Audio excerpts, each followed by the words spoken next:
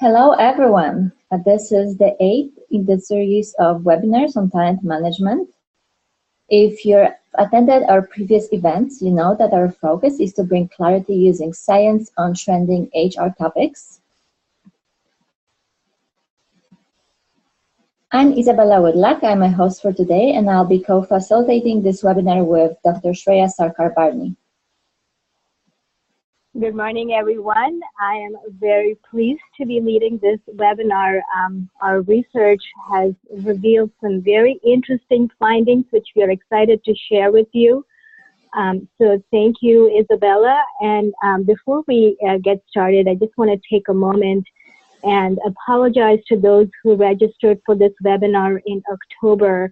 And we are sorry that we had to postpone it.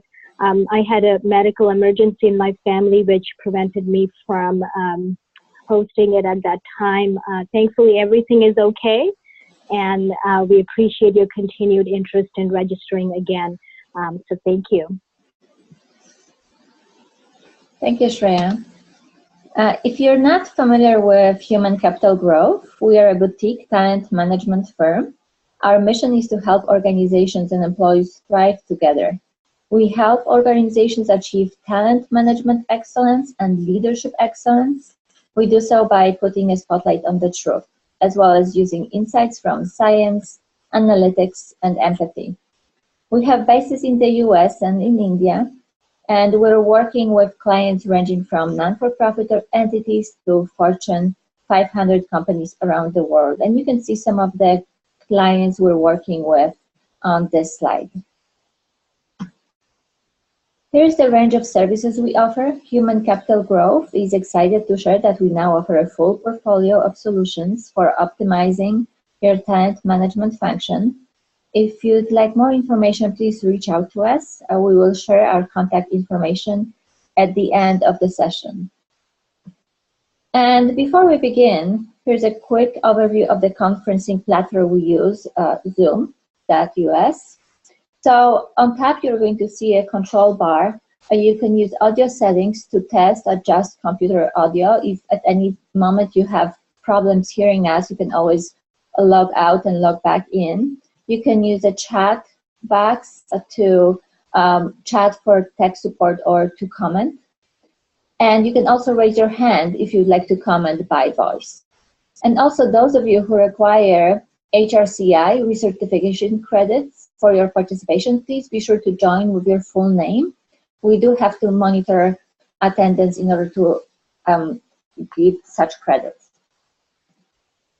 Okay, so now I'm going to pass the mic to Shreya, who's going to talk to us about the importance of the employee engagement topic. All right, well, thank you, Isabella. So if I can just get the mouse control, I'll control things from here. So a warm welcome to every one of you again. In today's webinar, we will be discussing employee engagement surveys in particular. Now, many of you are familiar with Gallup's studies that show that about 1/3 of the US population is engaged, and that number is much lower elsewhere in the world. When we look at just a second. When we look at the global trends from Deloitte and other organizations, engagement features among the top 10 human capital trends. So getting it right is clearly important for the global economy. We also see it featured among CEO concerns and it being a focus for retaining talent. So in today's webinar, what we will do is take a look at the utility of employee engagement surveys as a mechanism to promote engagement. But before we get there, what we would like to do is hear from you, and I will talk about the agenda right after that. So if we could get started with hearing from you first, Isabella, would you please release the first poll? Okay, so I'm launching poll 1 at this point. So the question is, what's your reasons for your interest in the topic? And we'd like to hear from you. Okay, I can see votes are coming in. Okay. Wonderful. So the reasons, if I may read that out, Isabella, I'd like to hear if they're responsible for their company's employee engagement survey, or for the team's engagement, or they're here to learn about better ways to improve engagement for your clients, or just interested in the topic for personal growth. Would love to hear from you. Okay, we're waiting for a few more votes.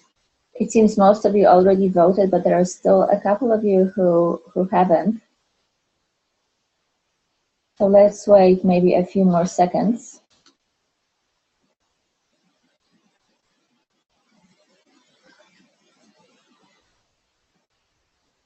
Okay, it seems no other votes are coming in. Should we end the poll now, Shreya?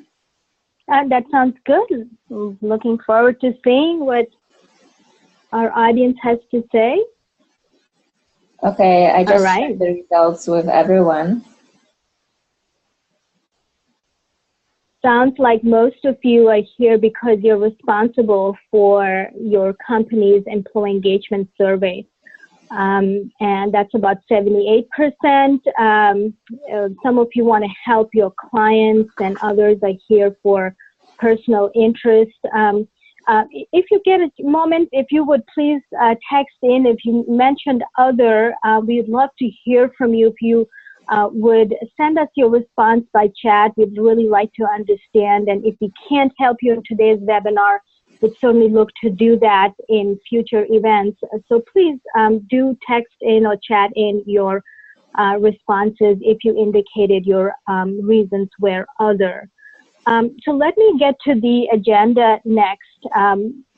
As I mentioned, the focus of today's webinar is to take a critical view on the role of employee engagement and the value that it drives for employees and organizations. Now we'll take a look at the scientific evidence and evidence that's available in the public databases to assess where we stand today when it comes to engagement, and finally present a set of recommendations which hopefully you can leverage in your work. So we'll address a few key questions for you today. First of all, what is employee engagement? Do we understand what it is? What do the surveys measure? What does it predict? And then what is the scientific evidence? So Isabella, if you may, seems like I'm not able to, all right. So I think we're on the next survey. What I'd like to do now is talk a little bit about why is it that employee engagement surveys are the topic of discussion, and what are the key concerns that we frequently hear? Now, just in this past year, we've had numerous organizations reach out to us to help them drive actionable insights from these surveys. And we hear two frequent categories of concerns. When it comes to HR or the management, they're concerned that the engagement scores are stagnant. And when it comes to employees, the common concern is that they don't see any changes as a result of engagement. Here I want to share just a brief comment that we heard from an HR leader not too long ago. The situation was that the business unit leaders thought they should focus on employee engagement considering their survey results. But the HR leader felt that they had bigger concerns that they should be dealing with, and then the HR survey, or I'm sorry, the employee engagement survey didn't match the realities on the ground in terms of what was important and what's an organizational priority.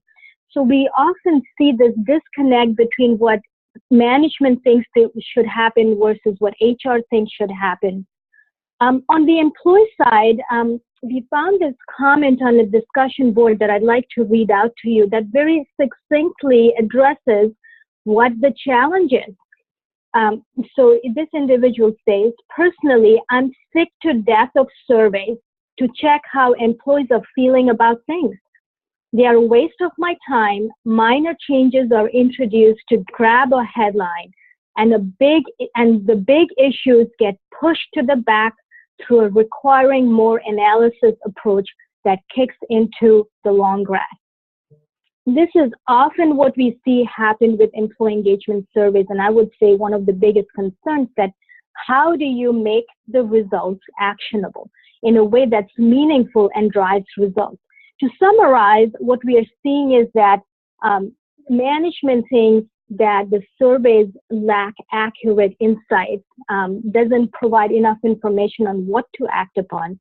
And then employees also believe that what comes out of the survey is often not acted upon, and so they don't see the value of it.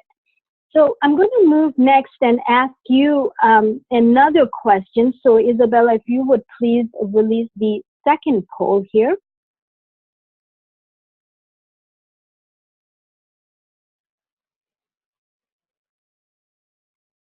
And here would be... So I just launched the poll. So the next question we have for you is, our employee engagement survey has helped identify and address which of these options? So we have 4 options for you: 1 or more key business needs, 1 or more important employee issues. The third option would be small issues related to employee experiences. And if there could be an other reason, please select the other option. And we see votes are coming in. So we have about half the people already voted. So we're going to be waiting a few more seconds for the rest of you to vote. And I just I'm really excited. Yeah, it's really exciting to see these votes. And I wanted to quickly say that the poll is anonymous. So if anyone is worrying that we might be sharing these results, no worries, we're not going to be sharing any results. Feel free to vote. We really don't exactly know who's voting how. We just know the group results. Okay, and I see a few more of you voted.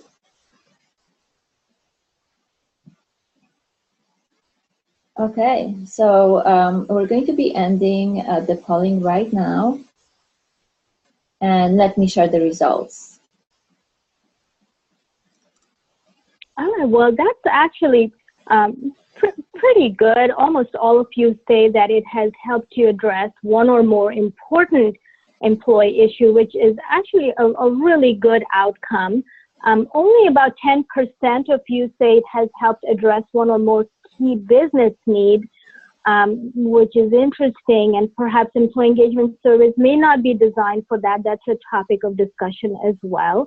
And about half of you say, slightly less than half say that it has helped you address small issues related to employee experiences. And then again, if you did note other, we'd love to hear from you and understand what are some of the other things that you're seeing result as an outcome of your survey.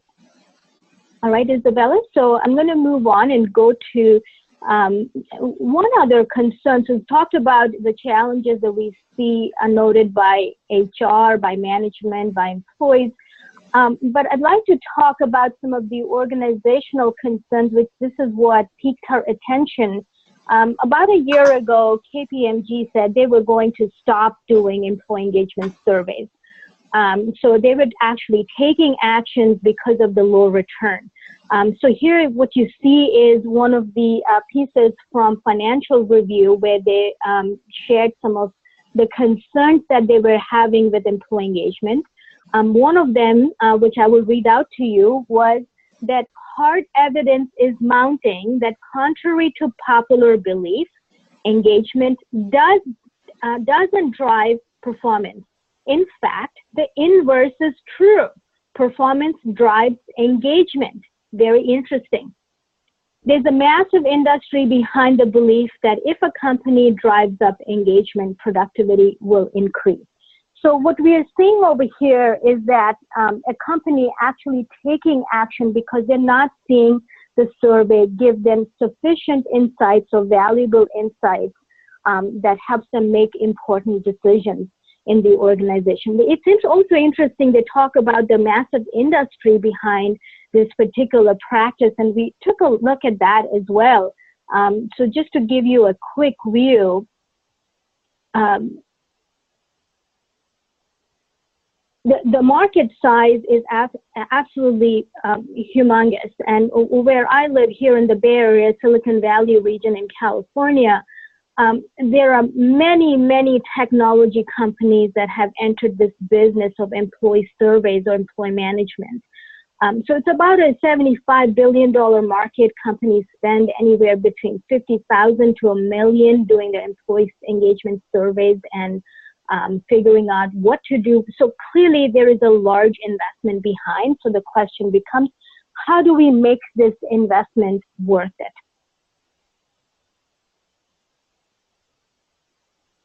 So just to summarize, for employee engagement surveys to be valuable, it must deliver these three outcomes. It should be insightful, it should be actionable, and drive outcomes that the company values and employees value as well. And what we are seeing is all of these are being questioned. Is it really helping us drive insight? So what we did is took a look at what are the engagement surveys really telling us. So the question is, are employee engagement surveys worth it? What we will do next is take a look at the trends and see what is it telling us, and is that really coming true?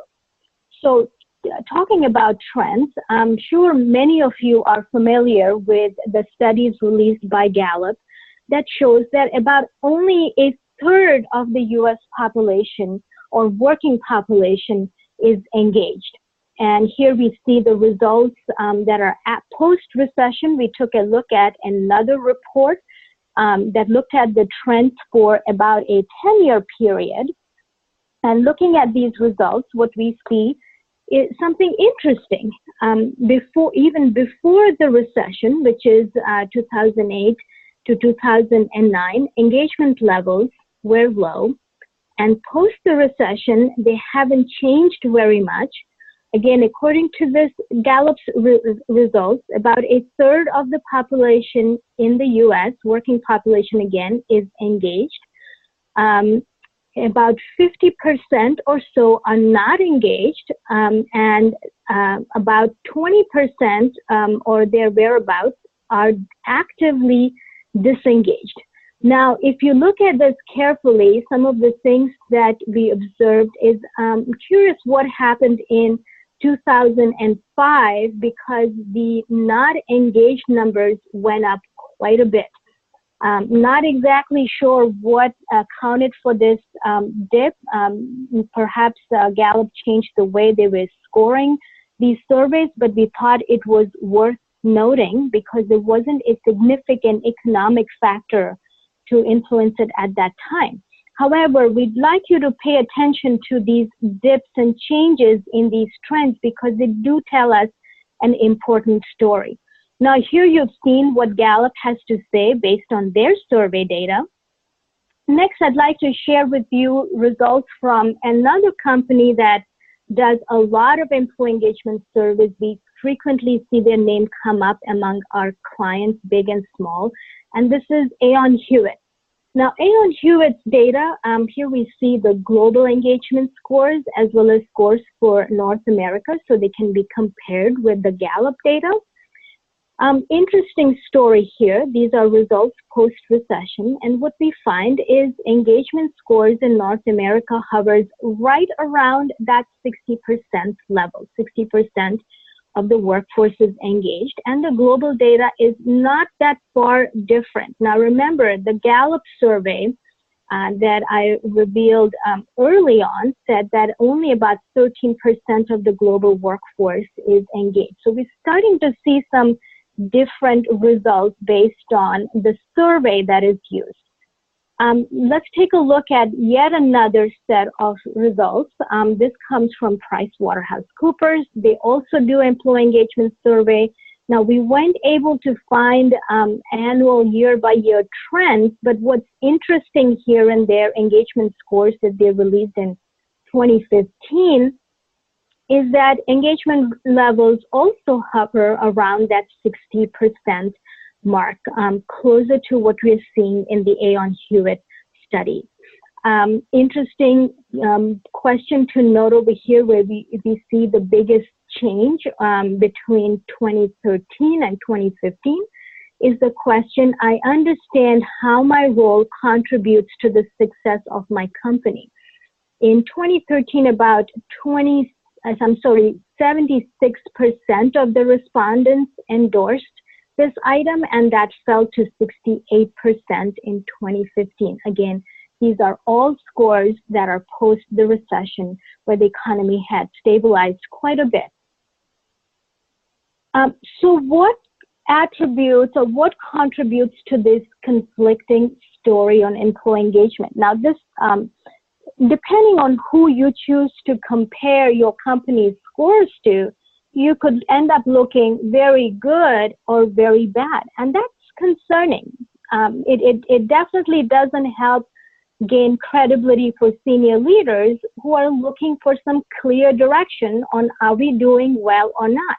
And that is often where we see the rub between the survey results and the questions that leaders are asking. So having a clear picture is clearly very, very important to make sure that you derive the value that is to be had from these employee engagement surveys. So next, let's take a look at, so what is it, if employee engagement surveys are not telling us the same story, or the story differs based on who is doing the survey, it may be worth taking a look at how do they define employee engagement. So that's what we're going to do next. And this may be an opportunity for you to think about how you define engagement as well. So Isabella, if we could do another poll and hear from our audience, and then we'll reveal what we learned from our investigation. Okay, so I'll be launching the next poll right now. So we want to hear from you how you would be defining employee engagement. You can select all options that you think apply. So employee engagement refers to employees feeling about their employer, employees feeling valued, employee well-being, employees' willingness to help others, employees' willingness to exert effort toward organizational goals, and employees' willingness to go above and beyond in their duties.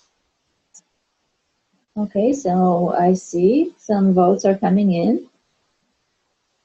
This one perhaps requires you to read a little bit more to indicate which options you think apply to the definition of employee engagement. Okay, it seems about a half of you already voted, so we're going to be waiting a bit more for additional votes to come in.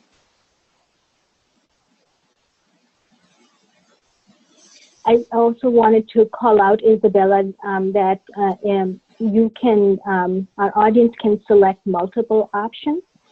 So if your definition includes more than one thing, do indicate that.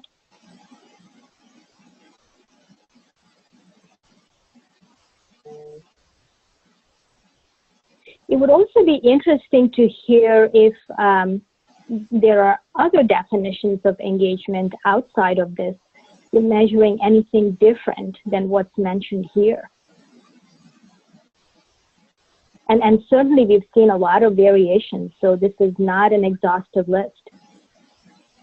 Okay, so it seems the votes have stopped coming in, so I'm going to end this poll and I'm going to share the results. It seems there's a large variability in the results we're seeing. So most of you responded employees feeling valued and employees feeling about their employer. The next definition will be employees' willingness to go above and beyond in their duties. That received the third most amount of points. Mm-hmm. So I'm taking a look here. Employees feeling valued appears to be the most popular. What's interesting is we have some interesting results around employees' willingness to exert effort towards organizational goals. And that is the top rating, but I'm curious what happened to the scores over here. The scores look a little bit different than the rest.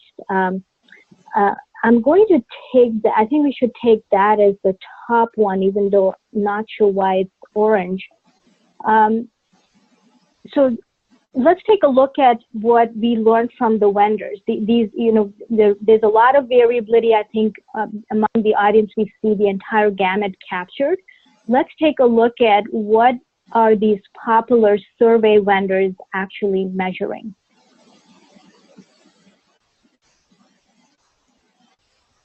All right.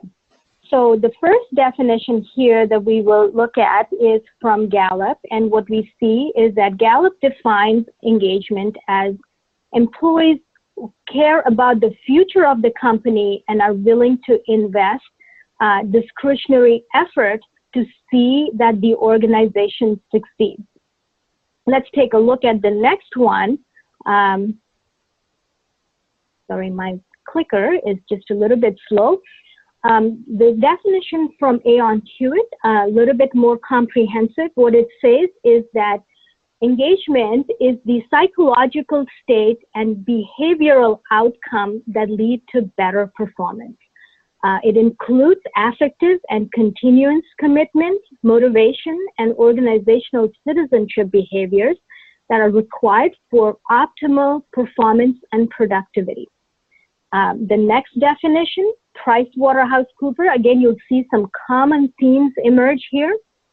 It refers to the extent to which employees are motivated to contribute to business success and are willing to apply discretionary effort to accomplish tasks important to the achievement of business goals.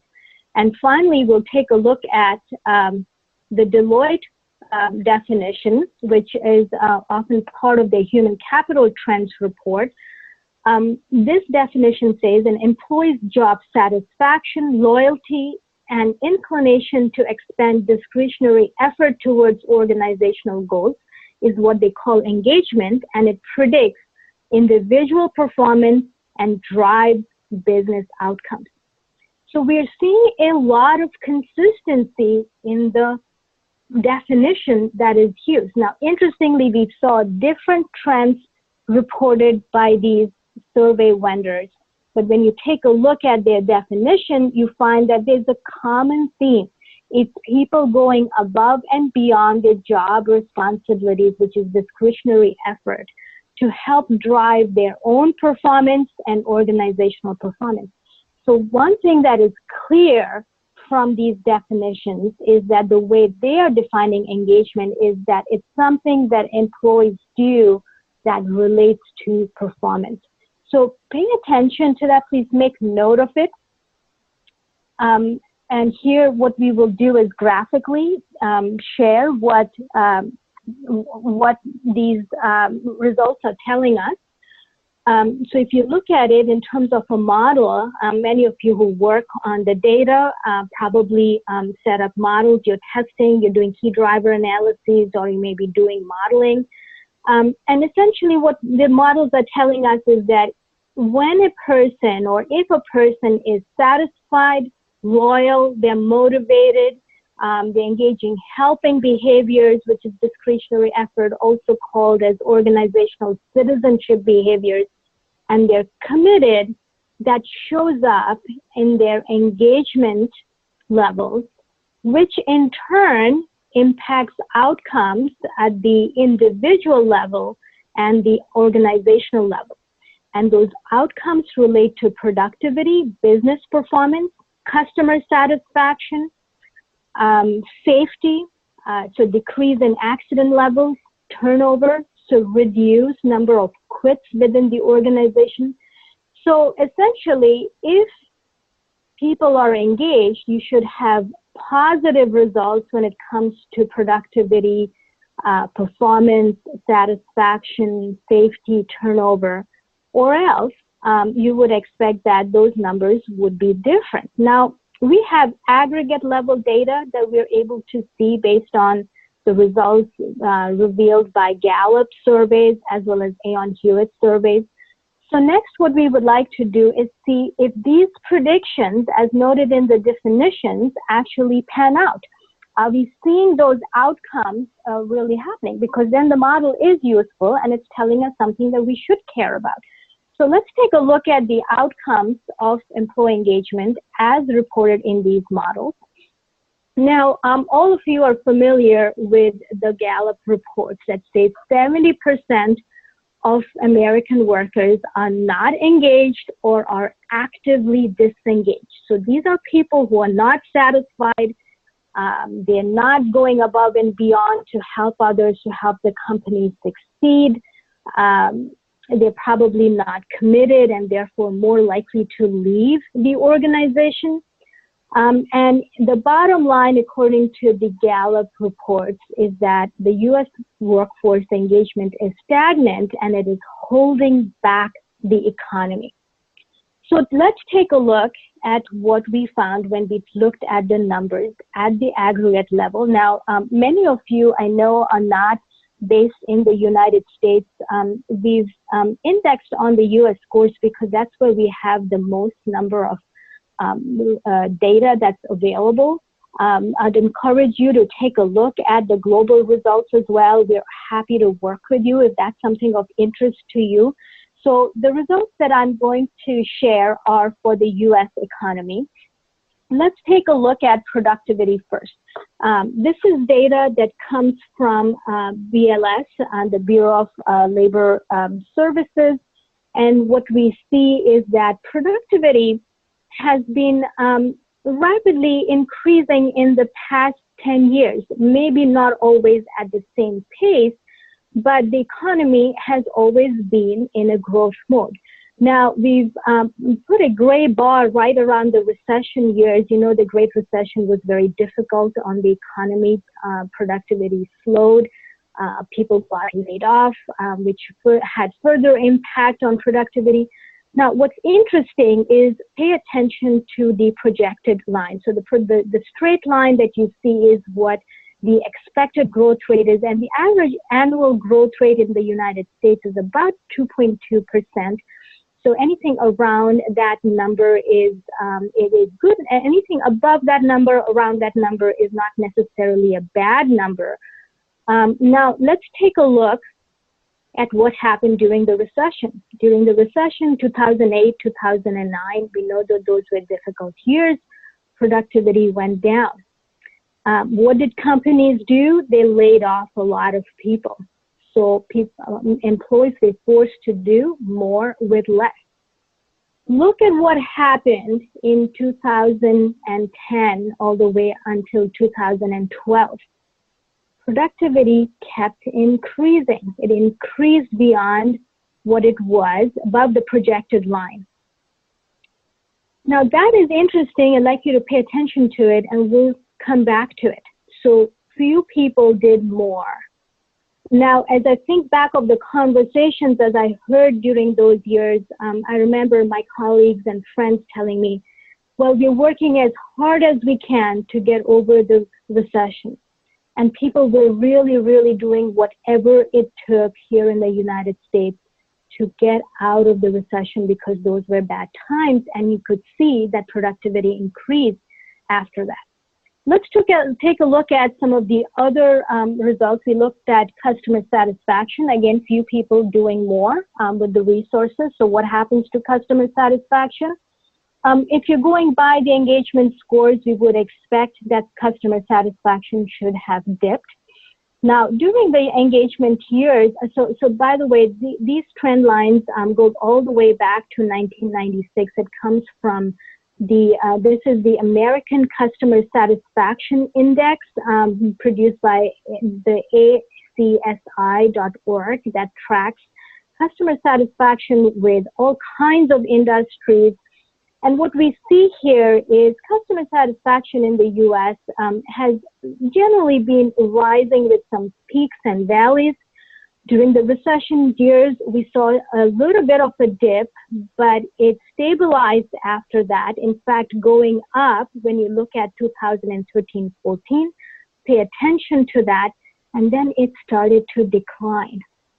What do you think is leading to it? It's not a clear story, but it's interesting that customer satisfaction went up after the recession, but it started to go down. And then we'll quickly take a look at a couple other statistics here. Safety, accident rates, injury rates has been steadily declining in the United States. If you look at, more than a 10-year period trend, we find that the workplace in the United States has been steadily becoming safer. Again, we don't see more accidents as a result of people, or at least if the economy is disengaged, we are not seeing that show up in accident rates. Turnover, interesting story here. Turnover actually declined during the recession years. And then if you take a look at what happened soon after that, is that as companies started to hire more, people were leaving, but not definitely at the rate that it was before the recession. Pretty much all of the results here followed the trend line of higher rates as well as job openings, and not as many people are quitting as one might expect based on the engagement scores. Let's take a look at some company level results here. So Aon Hewitt in their report, they call out the relationship between employee engagement and total shareholder returns. You may have seen other vendors do this as well. They took a look at everyone who's in their survey pool. I believe that's how they do it. And they look at the top quartile and the total shareholder return. In the case of the Aon Hewitt surveys, what they report is that companies in their top quartile have 50% higher total shareholder return than average companies. Complex analyses, not sure exactly how these numbers are pulled. And those who are at the bottom quartile have 50% lower total shareholder return compared to average companies, I'm assuming in that industry and geography. They also report results at for sales performance I think this is specific to one company. And what they found is employees who are more engaged exceed their sales targets. Those who are less engaged did not meet their sales targets. Now, just a point over here about validation studies that report sales results. I'm not a big fan of those. For two reasons. One is sales results are not entirely under the control of the individual. It could be dependent on the territory, seasonality, what is happening in the marketplace in terms of competitors. So unless all these factors are getting controlled and ruled out, it's not very clean in terms of results. So the question here for me is for the people who are disengaged and falling at the bottom in terms of achieving their sales target, is it that they're disengaged? Are they poor performers? Or are they both? We don't have a clear understanding.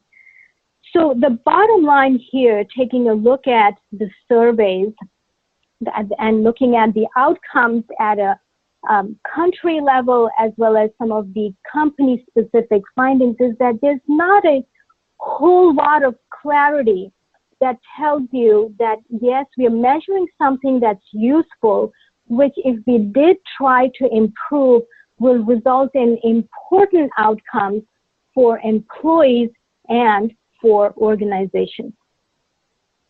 So the questions that we are left with are that we should answer if we continue to pursue employee engagement surveys as a way to learn about employees is that are those who are disengaged, are they poor performers? Does engagement lead to performance, or does performance lead to engagement? It's a chicken and an egg question. And the only way we can answer that is if we collect data over a period of time And the reports, the productivity and the satisfaction reports that we took a look at gives us some inclination, at least on the outcome side, of what may be going on. So the question becomes, what is the lead lag time between engagement and performance? And unless we're able to capture this and measure this, it's hard to tell what is the real value of engagement. So next, what I want to do in the time that we have left is pause here and take a look at the scientific perspective on engagement. We'll take a look, contrast the definition that we saw vendors use with the definition that science has used. And by the way, this is a topic that has been under investigation scientifically for about 30 years now. And we understand quite a bit. In fact, understanding how people feel about their work is a topic we've been studying since World War II. So it has a long history. There's a lot that we know. And I have to say that the reason why this particular topic piqued our interest is because what the surveys are telling us has been inconsistent with what science tells us in terms of the relationship between people's feelings at work and the outcome. So let's take a look. Some of the earliest definitions of engagement were reported by William Kahn in his paper in the Academy of Management Review, I believe. I may be getting the journal wrong, but that was way back in 1990 that inspired a lot of academic research on engagement. And I have to say, this is where I had my first surprise in terms of what we believe is engagement in terms of the science versus what vendors are measuring. So according to Kahn, engagement is the extent to which employees are psychologically present or absent from work. This influences performance and the extent to which employees are content with the role. Now, we actually took a look at his original writings to come up with a simpler definition. So if you go back and read the article, there is a more complex definition, which is a little bit harder to follow. So this is a simplified definition of what Kahn was trying to measure when he put forth the idea of engagement. And in his studies, what's interesting is he actually tracked counselors and did sort of an experience sampling study to see how people felt in their jobs and what did that result into in terms of their performance. So very, very useful study. And he concluded that whether or not people are fully present, and he called that psychologically present or absent at work, impacts how they show up. What I want to also talk about next is when we talk about engagement in the psychological research, this falls under the category of employee well-being. Now, I want to contrast this with what we've seen in the vendor definitions, where it was qualified as discretionary effort put forth on part of employees, which is a small aspect of engagement. Psychological research looks at it very broadly, saying that engagement is part of employee well-being. It is part of a continuum. Engagement is on the positive side, and on the negative side is burnout. Now, engagement leads to motivation. Burnout leads to health impairments. Very, very different finding. Notice that in the vendor research, they talk about engagement and disengagement. Disengagement being the opposite end.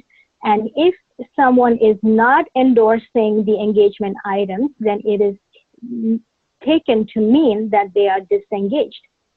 Now, that's an assumption that we need to assess if that really holds up. And just last year, there were studies that looked at, does endorsing engagement items or not endorsing it say anything about the opposite end? So let's take a deeper look next.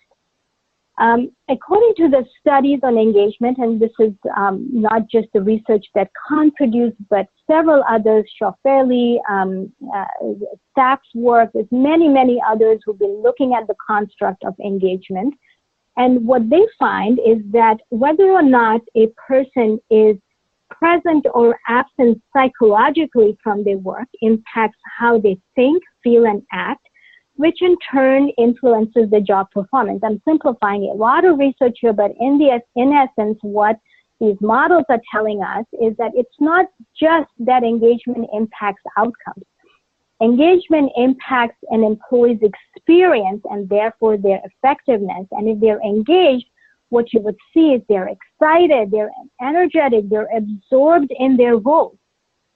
Now, what is interesting here, so let me actually talk about burnout next, and then we'll contrast the two with the vendor study. When it comes to burnout, on the other hand, it is the opposite of engagement.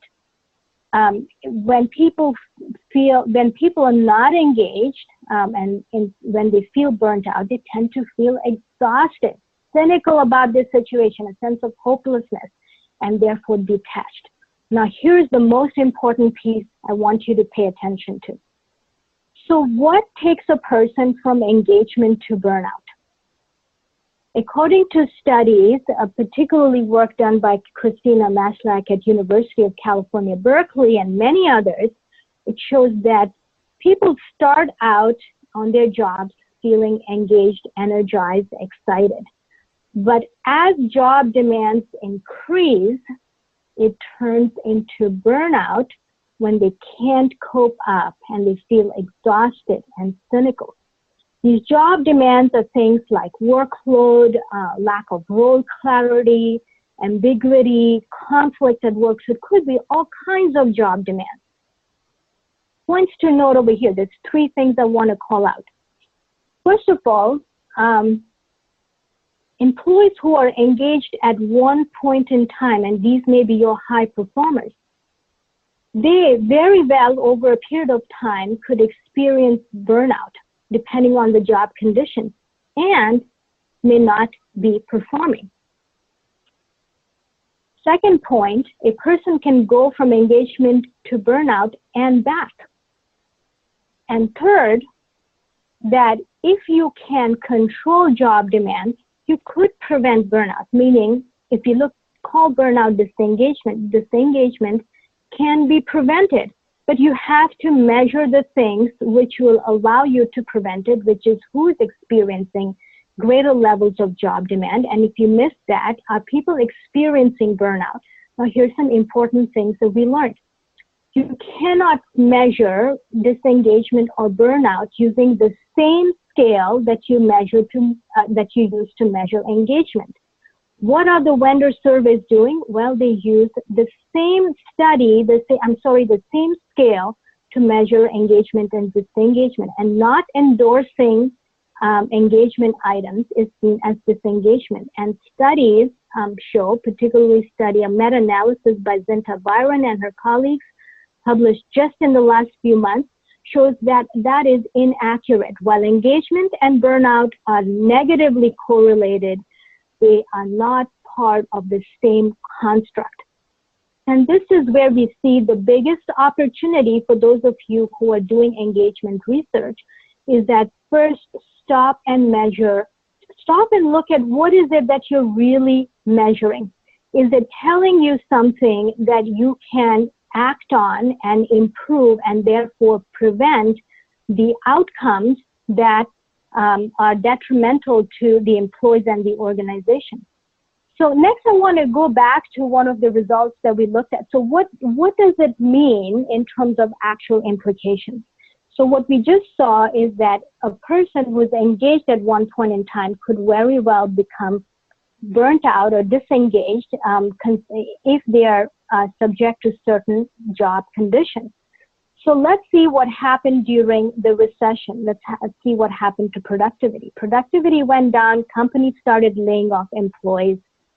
Job demand went up. It probably started going up, and people were, trying to keep up. They were doing their hardest trying to keep up. But eventually, what happens is as people lost their energy, as they started becoming overwhelmed, and we've seen that word used quite a bit lately, they started to become overwhelmed, it impacted productivity, it impacted performance. Now, what if you could predict that right after the recession and do something about it, maybe automate more, maybe provide people ways to cope while trying to do their best. Could we have stemmed this decline in productivity that happened around 2013? These are empirical questions of what really works, and there's some research there as well in terms of what works in terms of employee engagement interventions. We don't have time to cover that, but if someone's interested, we'll be happy to talk to you about it. So the point I want to make over here is that there are key three surprises, and I want to call those out to you. The first one is, what is the focus of your employee engagement measurement? What we find is the vendor models are focusing on performance. The science-based models are first looking at employee well-being, which is different than measuring discretionary behavior or commitment. And those of you who are psychologists, many of you may have been educated or to believe that engagement is same as job attitudes, meaning satisfaction, commitment, job involvement. New studies show that they are different concepts and they predict different things. I just wanted to call that out. Employee well-being is an important concept that we don't believe is receiving enough attention, and it is highly related to engagement. So that's the first thing that surprised us between what science has to say and what business is doing. The second piece that was surprising was how it's measured. Engagement and disengagement are measured using the same scale. Many of you are familiar with the Gallup's 12 question, ask questions such as, I have a friend at work, I feel valued. This says nothing about whether I'm feeling exhausted, disappointed. People may not be, they may have a friend at work, but doesn't mean that they're not feeling exhausted. So there is a challenge in terms of what company, what vendors, and what the surveys are measuring versus what really might be important when it comes to engagement. Again, on the science side, one of the things we do know is that engagement and burnout are best measured using different scales. And the third surprise that I'd like to call out is what are the typical actions taken as a result of employee engagement surveys. And I'm going to draw upon my own experiences as an employee of helping our clients. The first thing that companies try to do with engagement surveys is dashboarded by company level, business unit, country, etc. So they look at the scores, it's dashboarded, often linked to a senior leader's ratings. And so the purpose is, let's take a look at it and see how the business did. At the individual level, when we look at many of these reports, the recommendation often is move or exit your disengaged employee. Now, when we take a look at the scientific research, I think the emphasis is different. The emphasis is more on detection, on diagnosis and detection and action. So if you can diagnose that someone is feeling burnt out, and intervene either before, ideally, or during, then you could actually prevent that person's performance declining and then having to leave the organization. So definitely what we believe is there's an opportunity to shift focus, because when you dashboard things, you want to report just the positive. But to really promote engagement, you really have to know where the difficulties are, where the problems are. And dashboarding may not be the best way to go about it. We need to take more of a medical model if you really want to deal with engagement effectively. So finally, what I'd like to talk about is our recommendations, and then open up the conversation for questions. So in terms of recommendations, again, we go back to what we outlined are the conditions that would make employee engagement surveys useful. And those are, do they drive value? Do they provide useful insights, and are they actionable? So a recommendation around value is that, first of all, let's stop looking at the past and trying to explain the past, which is what happens when we use dashboards, and start to predict the future. Where this goes back to what we discussed in our talent analytics webinar. People are most excited. Leaders are most excited if you can tell them, here's what's going to happen to your business, and unless you focus on these issues. So let's become more forward-looking when it comes to engagement. The second point relates to what you measure. Move from measuring engagement only to measuring engagement and burnout. The second thing that we see is while many companies are moving away from doing annual or measuring engagement every other year, if the purpose is to detect and prevent, you probably want to measure engagement more frequently. Use different measures. A lot of these surveys are anonymous, so it's very hard to figure out who really needs help. So moving from taking snapshots to trends over shorter periods of time is what would be most helpful in knowing who needs help when. And again, using a medical model is probably a better approach than a dashboard model where you're forced to celebrate successes, but not so much focus on who needs help, which may be private and confidential. So the actions to truly make an impact on engagement, I think companies have to take a very different look at what kinds of support services they want to offer their employees, because if they can change the experience, chances are that they can change the performance of their employees and therefore company level performance. So I'll stop over here and see what your reactions are. But I forgot the one last thing, the question that we started out with, employee engagement surveys, promise delivered or failed experiment. Our perspective is that it is a promise yet to be delivered. There is value to pursuing the improvement of employee engagement. Unfortunately, I don't believe that we have seen it yet based on the results that we reviewed. So Isabella, could we open up the lines for questions? Yes, Shreya, thank you so much for this insightful presentations. So this brings us to the end of the content portion for today. So we're going to turn things to the audience right now. So if anyone wants to ask a question, feel free to raise your hand and we'll open a mic for you. And also you can use a chat box to write in your questions as well. So we're looking for any questions or any comments you might have. Feel free to use those options to share them with us.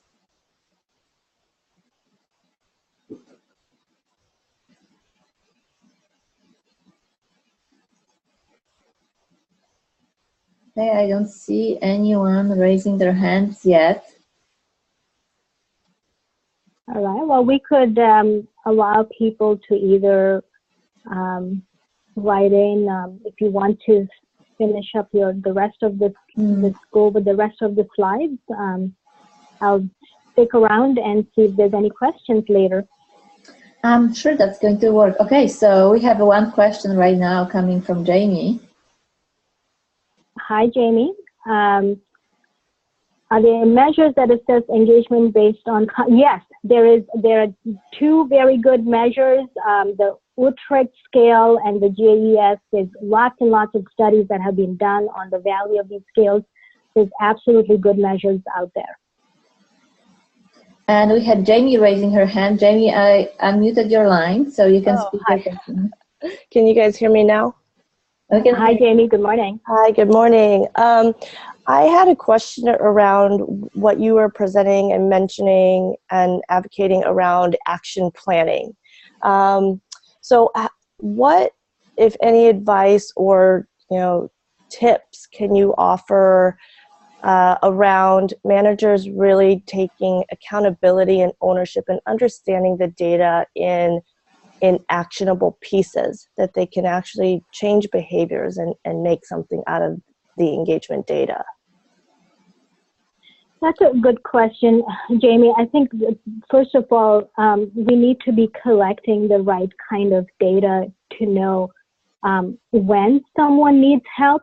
So if you can educate the managers around detecting signs of burnout and then actively addressing those, I think they are in the best place to know who needs help and when. And even if you didn't do a survey, I would say that just that training enough could be hugely useful. Okay, great. So the key, there's definitely a lot more that can be done on the action planning side, but again, it needs to be different than trying to draw out outcomes from the dashboard using just engagement data. I think it's not going to help you detect where help is needed and provide timely action. So are you saying awareness, understanding the information as the first, I guess, step to behavior change? Where I would, yes, it's the Alcoholics Anonymous model. You have to first know how to recognize it, to detect, and even helping employees. I mean, there's a lot of stigma still in organizations to call out and say, look, I'm feeling burnout, I'm exhausted. I think the first thing that needs to change culturally is make it okay for employees to seek help when they need it, because that's what you need. I think the approach that is being taken, or at least recommended, is that if you see employees' performance decline, they're not exerting discretionary effort, and therefore they're low performers, and the best thing to do is to exit them out. And when talent is hard to find, that may not be your best option. And also noting that your very high performers could very well become burnt out as well. Okay, thank you. Thank you, Jamie. So we're running out of time right now, so let's move on. And there's going to be time after we end. So if anyone wants to stick around and ask questions, we're going to be here to answer any questions. We do have one more poll for you, so I'm going to launch it right now. If any of you would be interested in a one-day workshop to improve employee engagement efforts in your organizations, feel free to select the option yes. If you would not be interested, select the option no. So we're interested just to hear if there would be any interest when it comes to such a workshop.